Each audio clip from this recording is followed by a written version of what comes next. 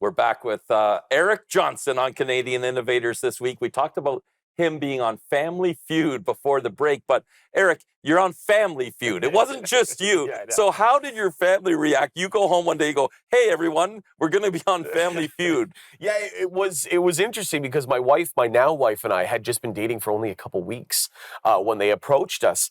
And I basically just came home and actually I called her. I said, hey, how's it going? She said, good, how are you? I said, hey, we're going to be on Family Feud. I'll give you some more details later. And I hung up on her. I didn't even let her interject. My wife is an amazing, hilarious person, but she's not like me. I mean, I am just enough. So if I were to marry someone like me, it would be too much. So she's very quiet. She's very reserved. She loves to sit down with a tea and a book. So I think the biggest, convincing was my wife. But she, jumped to it. She even ended up yodeling on Family Feud in front of Jerry D and everybody. Yeah. My mom's a natural ham. She's the wife of a professional wrestler. She jumped at it. My sister took a little convincing, but she's got the entertainer blood in her as well. The last person we had on the team was my Uncle Steve. My Uncle Steve is one of the most brilliant men I've ever met in my entire life. He's a biochemist. In the 1980s, he actually worked on developing an AIDS vaccine. This is how brilliant this man is. His mind is worth millions and millions and millions of dollars. And I said, well, we got to have Uncle Steve. He's the ringer. It was funny on the show because the Family Feud is, you ask a question, you answer. Right. And my Uncle Steve is a little bit of a pontificator, if you will. He has to think about it. So a couple times he was going, and then they ran out of time. So he felt terrible about it. And we won our first episode. I'll let you see what happens. And there were some times where he was a little apologetic to me. And I said, Uncle Steve, I don't care if we win or lose. This is 2 episodes of primetime TV across the nation at 7:30 p.m.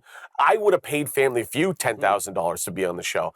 I've never gotten more messages than anything that I've ever done in my career than when we appeared on Family Feud. Jerry D became aware of me. He's reached out about some opportunities down the road.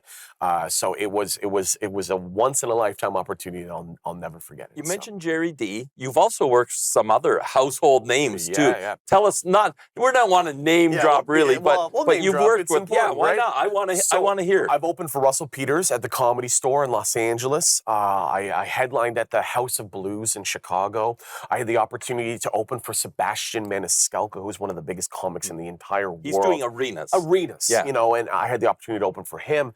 And I've just been working the road and meeting and working with, hundreds, if not thousands of the top comic names in the world. And now I'm one of them. I'm on my own headlining tours. I'm about to embark on a 75-show tour across Canada. When you asked me to do this show, I was like, well, when is it? Because I'm leaving on tour. But that's the business. You have to. The only way to make money in Canada as a comic is to be living on the road, and I'm okay with that. I'm newly married. We just bought our new house. All I want to do is be at home with my wife and hopefully, create our own little the children and our own little bullwhips out there. But she understands that I have to work the road. I have to. Tell me about the Jerry D, Russell Peters, Sebastian.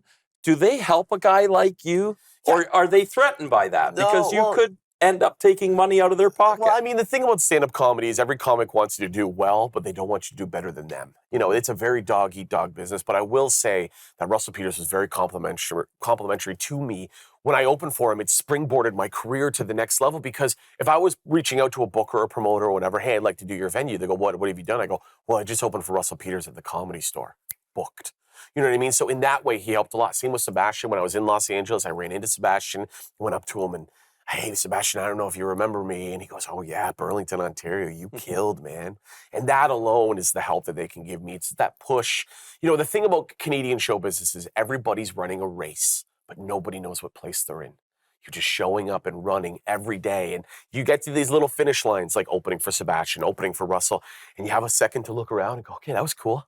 But then you got to start running again. That's the only way. So they help me in a lot of ways. But the biggest thing is the promoter gene in me took those opportunities and turned them into more exponentially. One of the things you got coming up is a comedy Hall of Fame for Canada thing, and you're involved in that. Yes. Give us a quick rundown of those people and what you got going on there. If you can do it quick. Brief. So I'm on the host committee for the Canadian Comedy Hall of Fame comedy festival that's coming to Hamilton for the next 3 years. They came into Hamilton, they said, who's the guy? and multiple people said Eric Johnston. So they put me on the host committee. I'm part of the booking and the promoting the shows. We've got Martin Short, Eugene Levy, Jim Carrey. They're all going in the Hall of Fame this year. Some of them are scheduled to appear pending, their schedules. But I'm also performing on the show. On the shows, I get to perform at the Hamilton Place Theater, which is a bucket list venue for me. So it's all coming together, man. It's all coming together. I love it. I want to talk about the book.